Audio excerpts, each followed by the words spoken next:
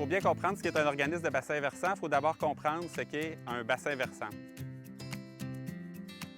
Partout où on est sur le territoire, on est toujours dans un bassin versant. Si je prends un verre d'eau puis je le jette au sol, l'eau va couler naturellement vers un ruisseau, une rivière. C'est le bassin versant dans lequel on se situe. Au Québec, il y a environ 4500 grandes rivières, donc 4500 bassins versants principaux. On a fait le choix, pour simplifier les choses, de diviser le territoire en 40 zones de gestion intégrée de l'eau par bassin versant.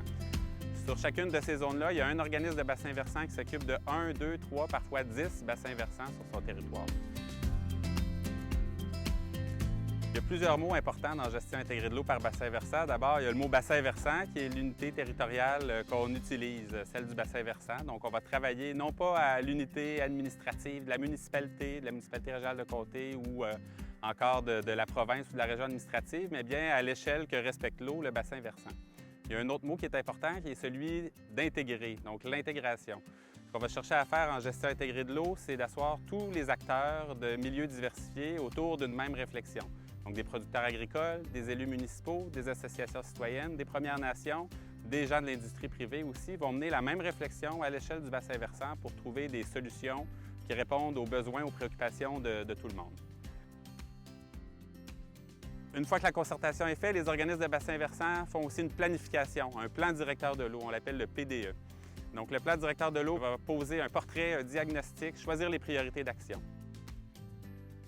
On a mené des processus de priorisation dans toutes les régions du Québec. Donc certaines régions très agricoles, par exemple, vont agir en agro-environnement, donc faire des bandes riveraines, modifier des pratiques culturelles.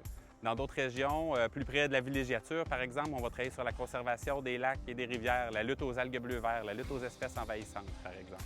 Donc vraiment, chaque territoire, par sa nature, par la façon dont il est constitué, va orienter les actions qui sont menées, qui sont mises en place par les organismes de bassin versant et leurs collaborateurs.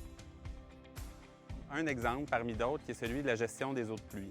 Donc, pour gérer les eaux de pluie, il faut agir à toutes les échelles du bassin versant, dans toutes les portions du bassin versant. Par exemple, dans les zones agricoles, on va adopter des pratiques au champ pour ralentir le ruissellement de l'eau, favoriser son infiltration, filtrer aussi les polluants, les pesticides avant qu'ils se rendent au cours d'eau.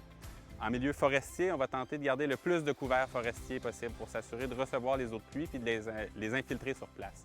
En milieu urbain, par exemple, on va pouvoir créer des infrastructures vertes ou des infrastructures naturelles. Donc, par exemple, des marais qui peuvent accueillir de l'eau, jouer un rôle de filtration, des toits verts aussi, ou encore des fossés engazonnés qui vont permettre de filtrer les eaux de pluie avant qu'ils se rendent directement au cours d'eau. Donc, c'est quelques exemples de ce à quoi peuvent contribuer les organismes de bassin versant avec les acteurs de leur territoire. Donc, en résumé, les organismes de bassin versant, ce sont des organismes de concertation, de planification, de mobilisation et d'action pour conserver les ressources en eau. On est tous des acteurs de l'eau. Tous les citoyens consomment de l'eau potable, génèrent des eaux usées, sont à risque dans des zones inondables ou vont utiliser des sites de baignade. On vous invite à vous informer sur les activités des organismes de bassin versant et à vous impliquer.